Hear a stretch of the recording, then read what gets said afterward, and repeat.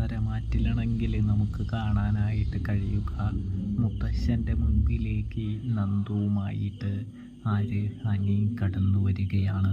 മുത്തശ്ശൻ്റെ മുൻപിൽ വെച്ച് നന്ദുവും പറയുന്നുണ്ട്, എനിക്ക് അനിയെ ഒരുപാട് ഇഷ്ടമാണ്, പക്ഷേ അനിയുടെ അമ്മ എതിര് നിൽക്കുന്നത് കൊണ്ട് തന്നെയാണ് ഞങ്ങൾ രണ്ടുപേരും ഇത് മറച്ചു പിടിച്ചിരിക്കുന്നത് എന്ന് പറയുന്നത് കാണാനായിട്ട് കഴിയുന്നുണ്ട്, സാധിക്കുന്നുണ്ട്.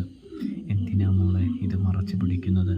തുറന്നു പറഞ്ഞാലല്ലേ ഞങ്ങൾക്ക് എന്തെങ്കിലും ഒരു തീരുമാനമെടുക്കാൻ പറ്റുകയുള്ളൂ എന്ന് പറയുമ്പോൾ, എൻ്റെ മുത്തശ്ശ, കാര്യങ്ങളൊക്കെ മുത്തശ്ശനും അറിയാവുന്നതല്ലേ.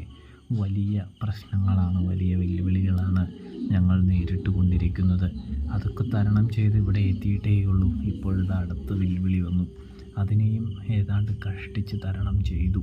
പക്ഷേ ഇനിയും ഒരു വെല്ലുവിളി നേരിടാനായിട്ട് തയ്യാറല്ല, ഒരുക്കമല്ല. അതുകൊണ്ട് മുത്തശ്ശൻ മുൻകൈയെടുത്ത് എന്നെയും അനിയെയും ഒന്നിപ്പിക്കണമെന്ന് നന്ദു പറയുന്നൊരു കാഴ്ച കാണാൻ കഴിയുന്നുണ്ട്.